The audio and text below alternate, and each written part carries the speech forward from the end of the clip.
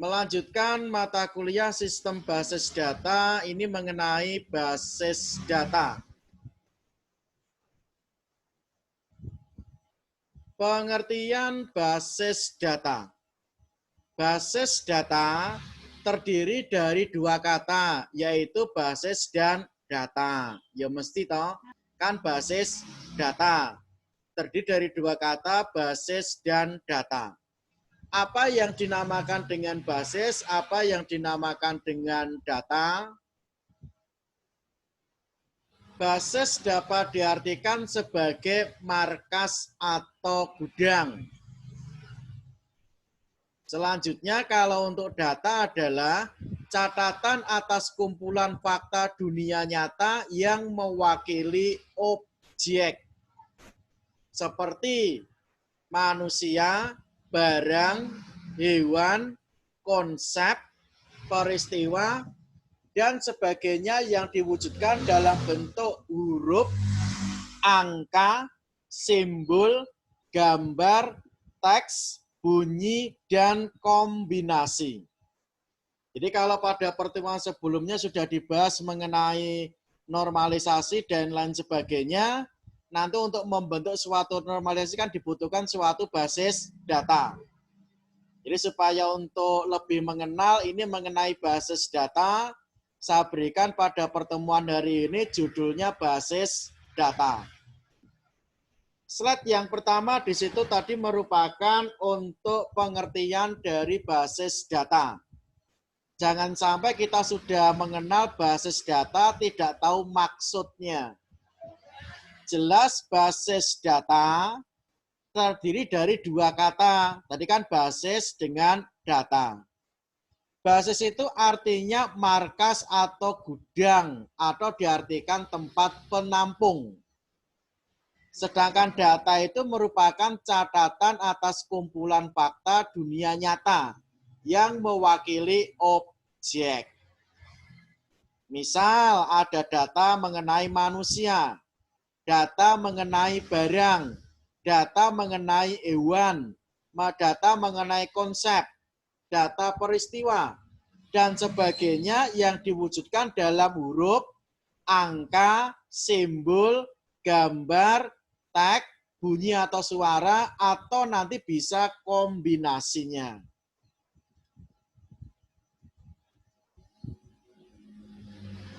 Selanjutnya, himpunan kelompok data yang saling terhubung dan diorganisasi supaya dapat dimanfaatkan kembali secara tepat dan mudah. Jadi itu untuk merupakan dari pengertian juga basis data. Basis data bisa diartikan di sini merupakan himpunan kelompok data yang saling terhubung. Jadi kan datanya lebih dari satu masuk pada himpunan, saling terhubung dan saling diorganisasi di manajemen supaya dimanfaatkan kembali secara tepat dan mudah. Jadi kalau datanya itu kita masukkan dalam suatu basis, dalam suatu tempat, dalam suatu markas, itu untuk di kemudian hari bisa digunakan dengan cepat dan mudah. Kumpulan data dalam bentuk file, tabel, atau arsip. Jadi basis data juga bisa diartikan kumpulan data dalam bentuk file, tabel, atau arsip yang saling berhubungan dan tersimpan dalam media penyimpanan elektronis. Untuk kemudahan dalam pengaturan, pemilahan, pengelompokan, dan pengorganisasian data sesuai tujuan. Nah, di sini untuk dikatakan mengenai kumpulan data, basis data itu bentuknya bisa file, bisa tabel atau arsip yang sudah tersimpan dalam penyimpanan media elektronis.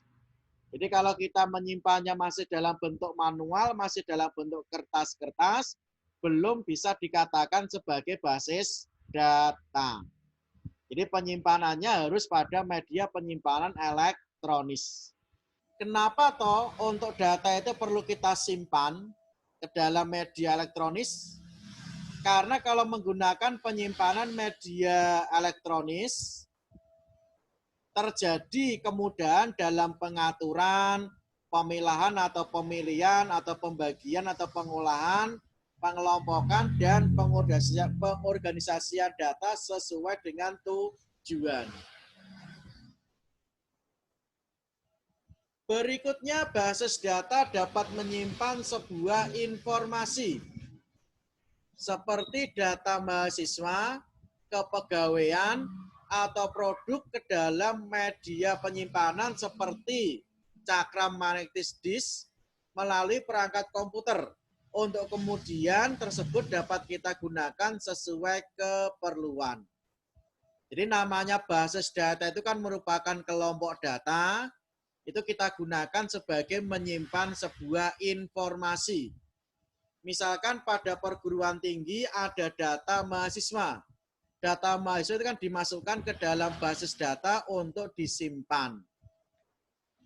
Terus data kepegawaian atau data produk misalkan ke dalam media cakram magnetic disk melalui media komputer. Jadi kalau penyimpanannya menggunakan media elektronik kan harus menggunakan perangkat komputer. Setelah disimpan, untuk kemudian dapat kita gunakan sesuai keperluan. Apakah mau diupdate, mau ditambah, apakah mau dikurangi, apakah mau diedit, itu bisa dilakukan dengan cepat dan mudah. Database mempunyai 8 operasi dasar, diantaranya adalah create database. Artinya apa ini? Kita membuat database baru. Create kan membuat, create database. Drop database berarti untuk menghapus database. Terus ada create tabel, membuat tabel. Drop tabel, menghapus tabel. Selain itu kita bisa menyisipkan, menghapus, mengupdate, ataupun untuk menghapus. Jadi bisa menyisipkan, bisa hanya membaca, bisa mengupdate atau mengubah, terus kita bisa menghapus. Sebagai intinya di sini, database di sini merupakan kelompok yang lebih besar daripada tabel. Jadi beberapa tabel itu kita masukkan ke dalam database.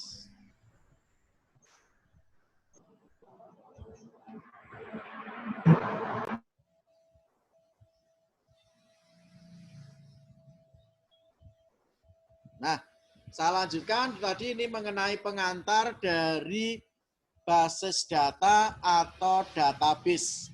Jadi kalau saya ulangi di sini supaya lebih mudah pemahamannya, basis data atau database itu basis artinya sebagai tempat, markas atau gudang.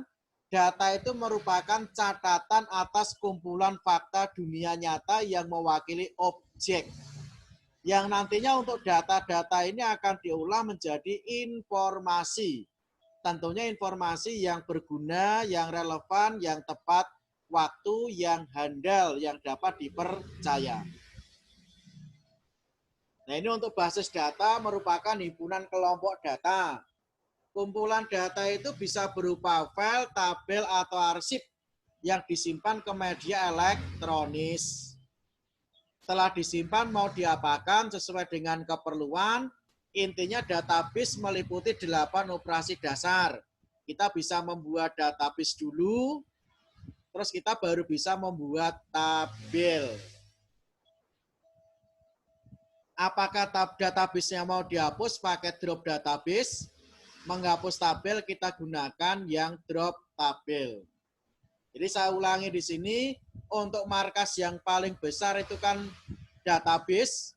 Di dalam database bisa berisi banyak tabel. Jadi kalau kita umpamakan sebuah rumah, database ini merupakan rumahnya, satu gelondong. Sedangkan untuk tabel, ini bisa merupakan ruang-ruang di dalam rumah. Jadi kan dalam rumah kan banyak ruang, toh. Nah, misal ada ruang tamu, ada ruang tidur, ada dapur. Nanti kalau untuk di sini kita sesuaikan dengan keperluan dari sebuah sistem. Misalkan database-nya perpustakaan. Kita pengen mengelola perpustakaan. Database-nya berarti perpustakaan. Tabelnya nanti ada tabel buku, ada tabel anggota, ada tabel untuk peminjaman, ada tabel untuk pengembalian. Di dalam satu database terdiri dari banyak tabel. Nah, lanjut pada slide yang keempat. Secara singkat, sekarang kita masuk pada pengertian sistem. Kita tentunya sudah sering mengenal kata sistem. Ini kaitannya dengan mata kuliah sekarang. Mata kuliah sekarang kan namanya sistem basis data. Betul. Kita sudah mengenal, tadi saya jelaskan mengenai basis data sendiri. Sekarang saya jelaskan mengenai sistem. Sistem adalah kumpulan komponen yang saling berhubungan dan disatukan untuk bersama-sama mencapai suatu tujuan tertentu. Itu namanya sistem, kumpulan komponen. Kenapa dikatakan kumpulan komponen? Karena untuk komponennya lebih dari satu. Di mana komponen tersebut harus saling berhubungan dan disatukan, tidak boleh terpisah-pisah untuk mencapai tujuan tertentu secara bersama-sama. Jadi contoh yang paling gampang lah, misalkan kita mengenal yang dinamakan sistem pernapasan. Kita belum bicara mengenai sistem komputer ya, yang gampang, sistem pernapasan. Sistem pernapasan kan ada kumpulan organ, kumpulan komponen. Sistem pernapasan komponennya apa? Ada hidung, terus ada tenggorokan, ada paru-paru. Nah, di mana untuk itu kan merupakan 3 komponen, sudah merupakan kumpulan komponen, ya tentunya saling berhubungan dan disatukan bersama-sama. Hidung nyambung ke tenggorokan, tenggorokan nyambung ke paru-paru untuk mencapai suatu tujuan tertentu. Sistem pernapasan tujuannya apa? Tujuannya untuk menghirup oksigen, salurkan seluruh tubuh, terus mengeluarkan CO2. Nah, sama halnya pada sebuah sistem komputer juga akan seperti itu. Misalkan tadi untuk sistem perpustakaan, komponennya apa? Ada komponen buku, ada komponen anggota misalkan. Nah, terus transaksinya apa? Transaksinya peminjaman buku dan pengembalian buku. Tujuannya apa di sini? Untuk mengelola buku, mengelola anggota, mengelola mengelola peminjaman, dan mengelola pengembalian buku dengan baik. Nanti kalau kaitannya dengan koperasi, ya sistemnya ada anggota koperasi, nanti ada sistem peminjaman, ada sistem nanti untuk pengembalian. Nah kan seperti itu tujuannya untuk mengelola simpan pinjam keuangan dengan baik. Itu untuk komponen saling berhubungan dan harus disatukan bersama-sama. Kalau misalkan salah satu komponen tidak disatukan, misalkan sistem perpustakaan, bukunya dihilangkan, nggak dipakai, tabel buku. Akibatnya apa? Tidak bisa melayani untuk peminjaman. Tidak bisa peminjaman berarti tidak ada nanti yang namanya untuk pengembalian. Ini yang dinamakan dengan sistem.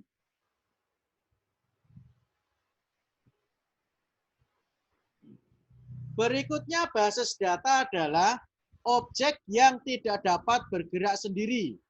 Ia membutuhkan program atau aplikasi sebagai penggerak atau pengelolanya. Sehingga gabungan keduanya, basis data dan aplikasi, dapat menghasilkan sebuah sistem. Jadi untuk dikatakan di sini basis data itu tidak bisa berdiri sendiri, tetapi harus digabungkan dengan sebuah aplikasi. Jadi penyimpanan datanya lewat basis data.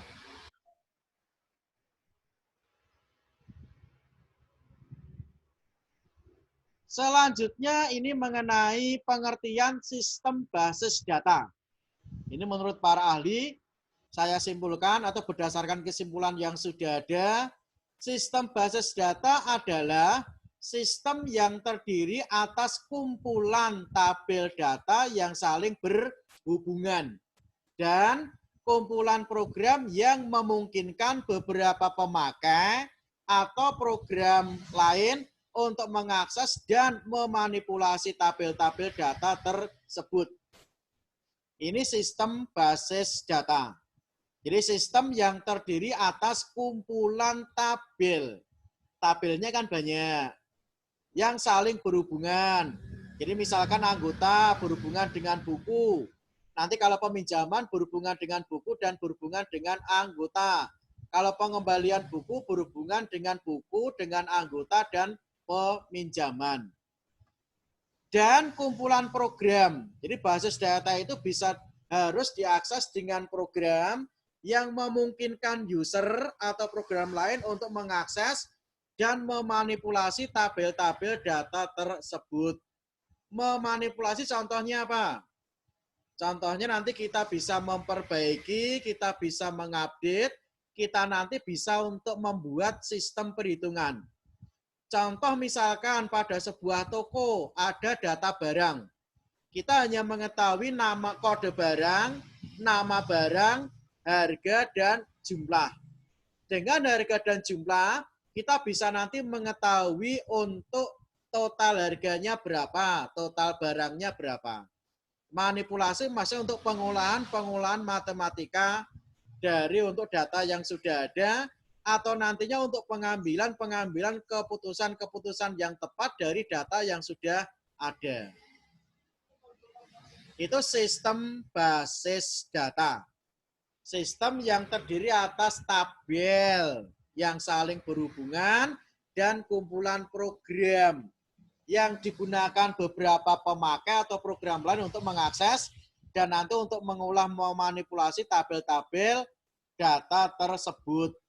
Kenapa di sini dikatakan ada beberapa pemakai atau program lain? Contohnya saja kalau kita pergi ke swalayan, itu kan komputer kasir tidak hanya satu toh. Nah, komputer kasir kan banyak sekali, berarti untuk basis data dan programnya bisa dipakai beberapa pemakai sekaligus.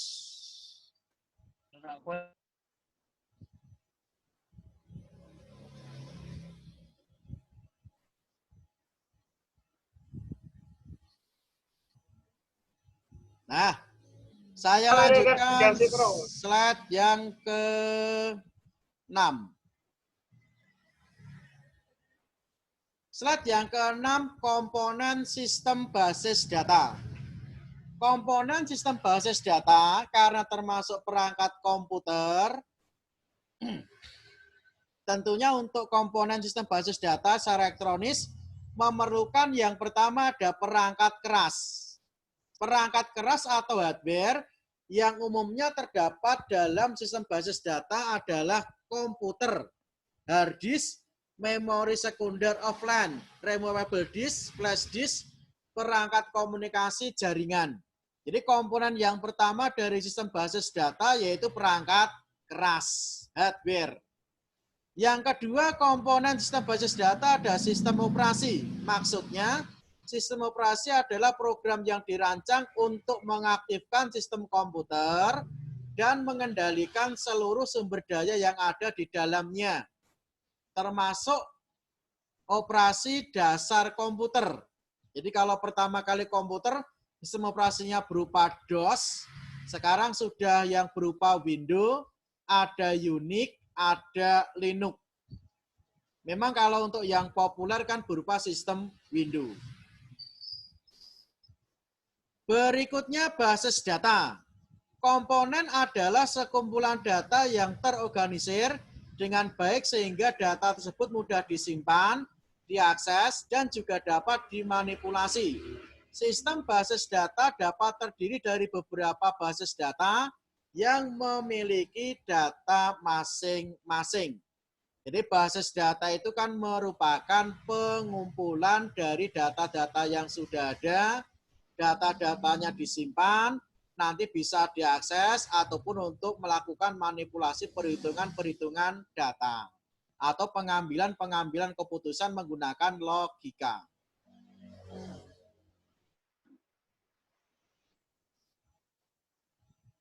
Berikutnya, yang keempat komponennya ada DBMS, Database Management System. Apa toh yang dimaksud dengan DBMS, Database Management System? DBMS adalah program aplikasi khusus yang dirancang untuk membuat dan juga mengelola database yang tersedia. Sistem ini berisi koleksi data dan set program yang digunakan untuk mengakses database tersebut. Artinya DBMS adalah software yang berperan dalam mengelola, menyimpan, dan mengambil data kembali. Adapun mekanisme yang digunakan sebagai pelengkap adalah pengaman data, konsistensi data, dan pengguna data bersama.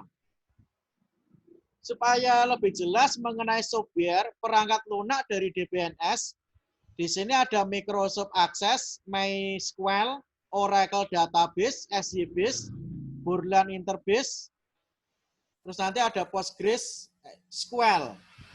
Ini saya yakin untuk mahasiswa sudah mengenal Microsoft Access ataupun MySQL. Ya paling minimal lah, minimal harus sudah mengenal Microsoft Access.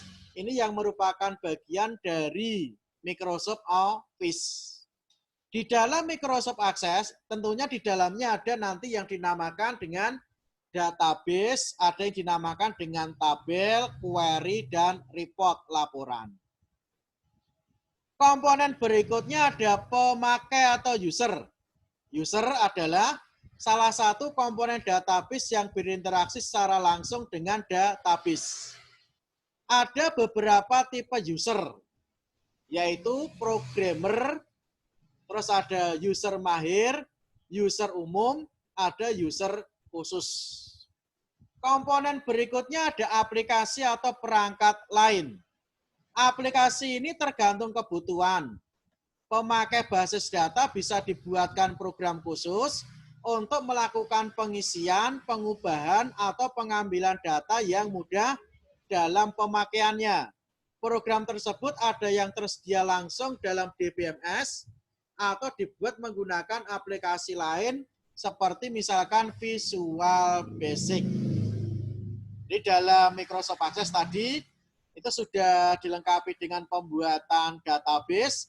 Nanti kalau untuk yang Visual Basic di sini, database-nya nanti bisa dibuat menggunakan Microsoft Access ataupun bisa dibuat menggunakan MySQL, tulisannya bacanya MySQL. Jadi aplikasi atau perangkat lain. Jadi database itu kan dikatakan nanti belum bisa mandiri, tetapi mengaksesnya harus menggunakan aplikasi lain. Contohnya tadi Visual Basic, nyimpen datanya bisa menggunakan database-nya Microsoft Access atau menggunakan MySQL. Bahasa basis data atau database language. Bahasa database merupakan bahasa data yang dapat ditempelkan ke dalam bahasa pemrograman lain. Misalkan Java, Pascal, Fortran, dan lain sebagainya. Bahasa di mana instruksi database menempel disebut dengan inang.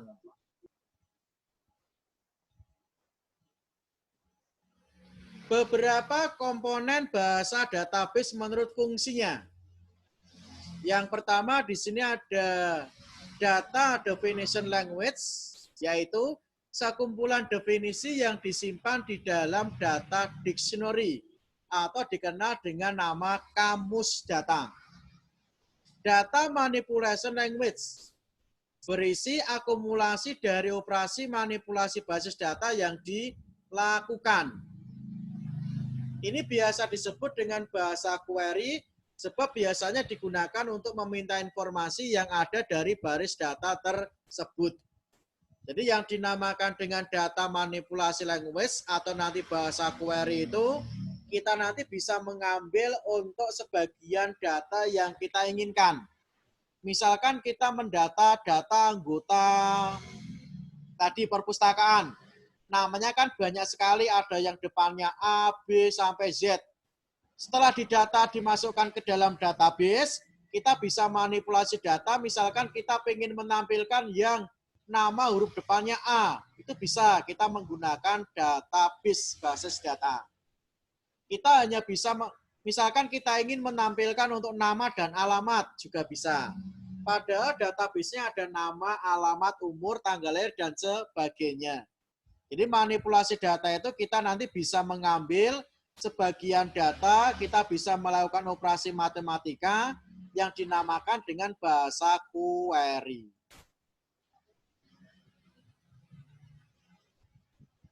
Selanjutnya, kenapa kita perlu belajar mengenai basis data? Karena basis data itu memiliki fungsi dan tujuan yang pertama, ketersediaan, availability, yaitu untuk menyediakan data-data penting saat sedang diperlukan. Terus, basis data yang kedua, untuk mendukung kemudahan dan kecepatan. Basis data yang ketiga mempunyai fungsi dan tujuan untuk kelengkapan, completeness. Kalau untuk yang fungsi keempat, basis data itu akurasi dan security. Artinya basis data kan bisa keakuratan. Jadi contohnya kalau kita beli barang ke swalayan, itu kan cuma di scan barcode-nya saja. Barcode dengan yang sama, ya nanti otomatis nama barangnya juga akan sama. Karena sudah dimasukkan ke dalam database. Terus, storage efisiensi. Ini untuk efisien di dalam penyimpanan data. Kalau untuk saya jelaskan secara detail di sini, kenapa kita perlu membuat basis data, yaitu yang pertama kan supaya data itu tetap tersedia. Fungsi penting dari basis data yang meskipun tidak terletak dalam satu lokasi dan tersimpan dalam bentuk disk, akan tetapi dengan cara penyimpanan yang sistematik, informasi tersebut mudah untuk didapatkan. Ini mendukung kemudahan dan kecepatan. Fungsi dari basis data agar sebagai pengguna bisa dengan mudah mengakses saat sedang dibutuhkan. Yang lengkap, basis data harus menyimpan data yang lengkap, yang bisa melayani keperluan penggunaan secara keseluruhan. Nah, kalau fungsi ini akurasi, akurat. Jadi data-datanya mesti sama. Agar kesalahan dapat ditekan semaksimal mungkin. Selain itu, fungsi database adalah untuk security atau keamanan. Ada fasilitas pengaman data yang disediakan oleh sistem basis data yang baik sehingga data tidak bisa dimodifikasi, diakses, diubah, maupun dihapus. Storage efisiensi untuk efisien dalam penyimpanan dimaksudkan menghindari duplikasi data yang berpengaruh pada bertambahnya ruang penyimpanan dari basis data tersebut. Ini kalau saya singgung mengenai storage efisiensi, seperti yang kemarin pada waktu materi normalisasi. Pada normalisasi kan kita menghilangkan untuk penulisan data berulang-ulang. Karena cukup ditulis satu kali saja, tujuannya juga untuk storage efisiensi. Tujuannya untuk menghemat space penyimpanan dalam basis data.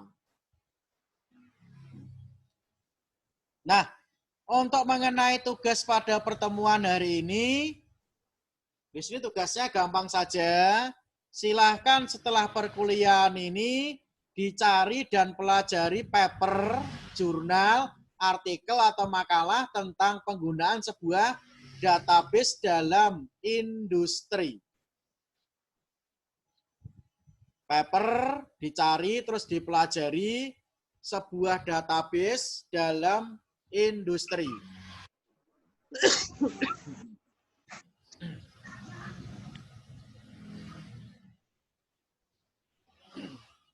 Nah, Kalau untuk kesimpulan dari hari ini, saya harapkan mahasiswa memahami mengenai basis data. Pemahaman yang pertama meliputi pengertian basis data. Basis data artinya untuk markas tempat penyimpanan fakta. Nah, ini mengenai lanjutannya. Ini pengertian dari sistem. Terus yang bawah pengertian dari basis data atau database. Selanjutnya pengertian basis data secara lengkap. Nah, ini yang perlu dipahami, yang utama di sini, sistem yang terdiri atas kumpulan tabel saling berhubungan dan kumpulan program yang memungkinkan beberapa pemakai atau program lain untuk mengakses dan memanipulasi tabel-tabel data tersebut. Di dalam komponen sistem basis data, di situ ada 3 dulu, perangkat keras, sistem operasi basis data, yang keempat DBMS, terus pemakai atau user, dan aplikasi atau perangkat lain.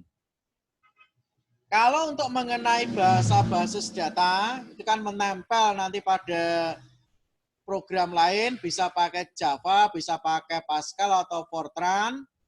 Untuk mengenai fungsinya dari komponen basis data dibagi dua, ada data dictionary, data kamus di sini, terus ada data manipulasi untuk pengolahan tabel-tabel yang ada.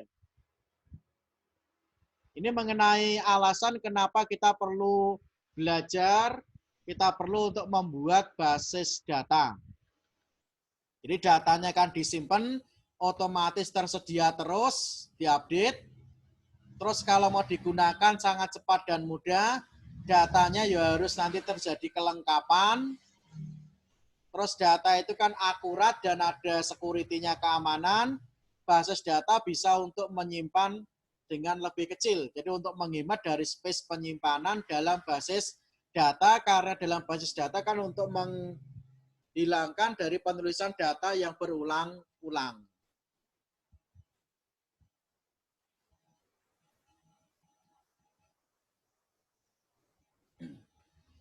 Silakan bisa dicari ini untuk tugas hari ini mengenai paper sebuah database dalam sebuah industri.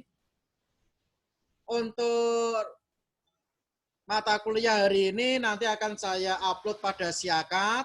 Setelah nanti saya upload pada Siakat, silakan untuk kehadiran. Nanti masuk pada Siakat, jangan lupa ketik hadir pada komen. Mengenai nanti untuk masuknya dua ya, pada pemrograman basis data dan pada praktek basis data.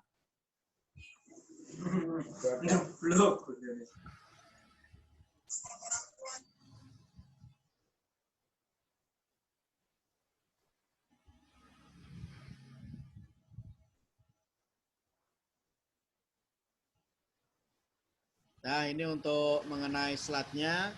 Nanti untuk slide juga akan saya kirimkan ke grup atau bisa diakses menggunakan Siakat online.